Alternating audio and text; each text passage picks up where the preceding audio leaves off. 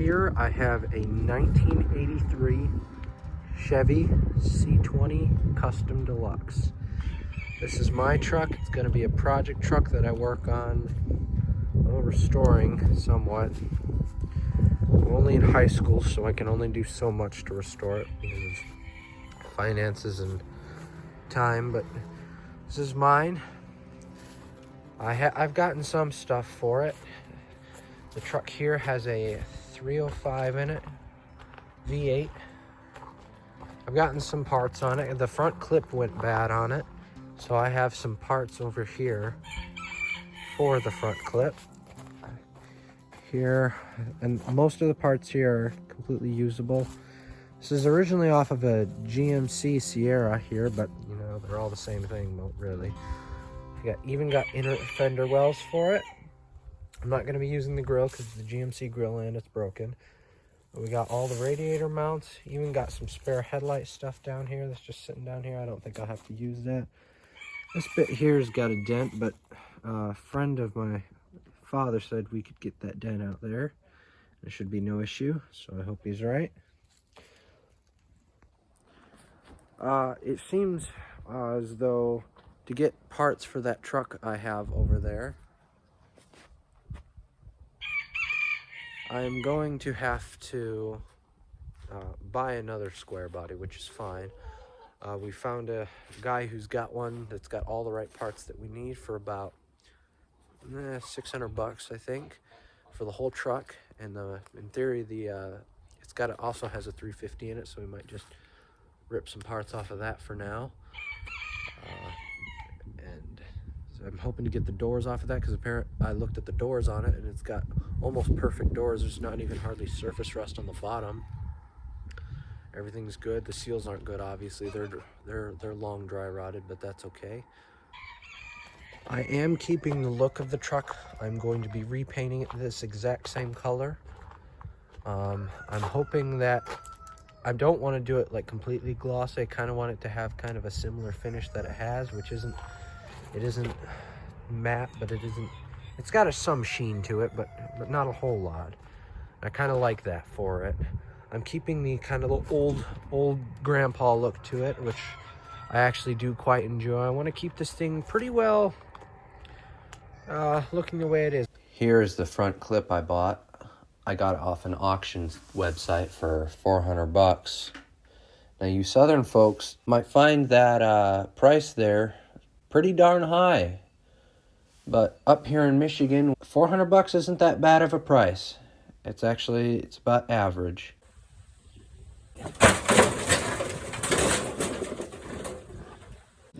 Alrighty, we got the truck loaded up and go back over to Bernie's.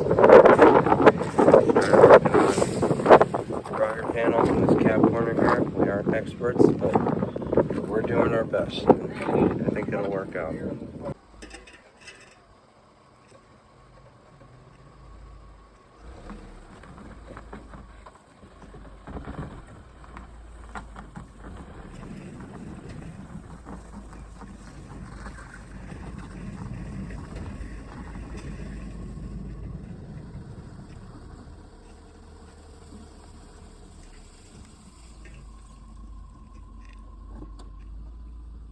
Alrighty, so today we are going to be doing body work, which I am a professional at, as you can tell. As you can see here, it's we're doing good. Things are doing real well. The reason we made this 1/2 inch to 1/4 inch line here is because this is the only line that we would have been cutting, which is right against here. So we want to give ourselves a little room to spare in case when we make mistakes, we can always fix them.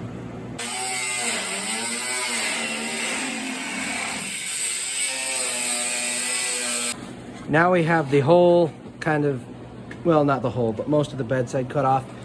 We cut out the rot out of here. Lucas here is cutting out the patch panel for the bedside.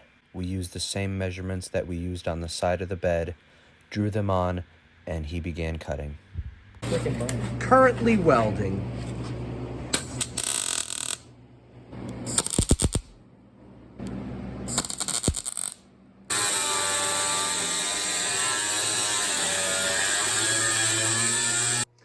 Alrighty, so we made progress. Tacking happened. There's a gap there. That's fine. I'll ignore that. Anyway, it's all getting bonded over, and it's all flat, so it's all going to look perfect by the time it's done. Nope. That's a lie.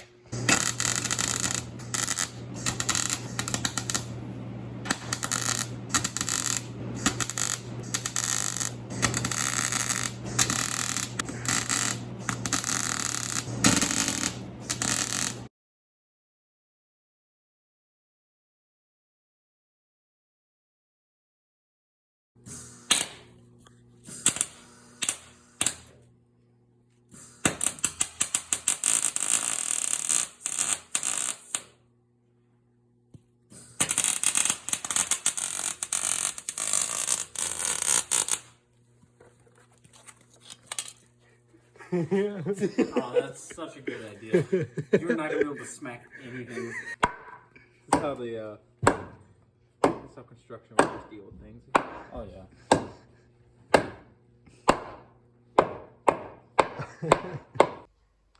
So now that the panel is all welded on, it's all welded all the way around. Now the next thing to do is to grind these welds down. I started here, as you can see. I'll grind them all down and get them straight so I can start the Bondo process. You can see here, things aren't quite lined up perfectly, but once I grind it down, put a little Bondo, it'll be fine, it'll look great. And we do have some warpage here, as you can tell that they're right there. There. But that's okay, it's fine, it's really not that bad. So now what I'm gonna do is I'm gonna come around here with an angle grinder with a flat disc. Just go around and grind all of this metal flush as I can. I'm just gonna work on that for a while. After about a half an hour, still have quite a bit to go yet. But I just keep on going. None of this is done over here. If you can see there, if I grab the light here, where is it? There it is. You see the light there, you can see the line where I need to continue going down. But it's a start. Pretty good start for a first time, I think. Let's just hope this good start continues to stay good.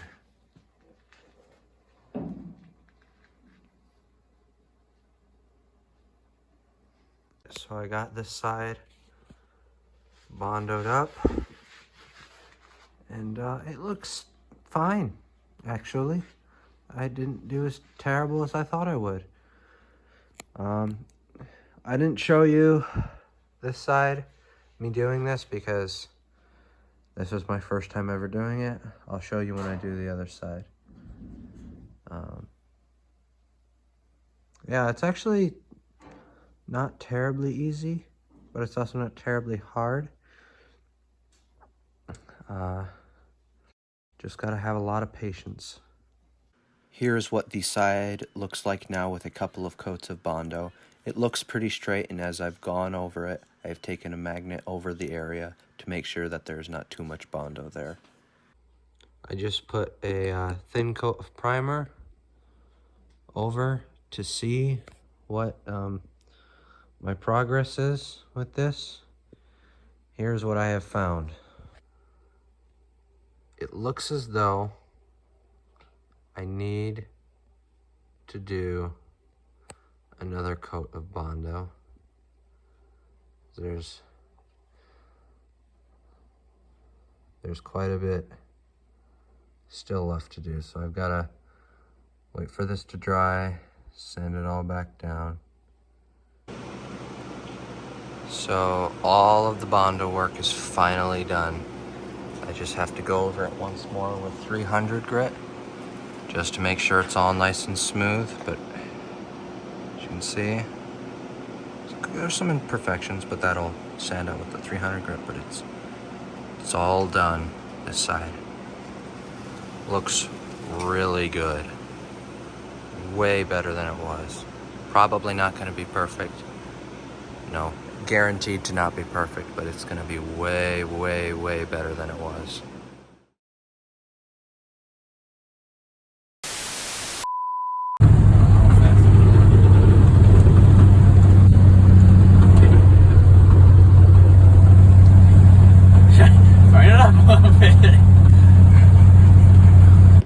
When your sweatshirt's too dirty.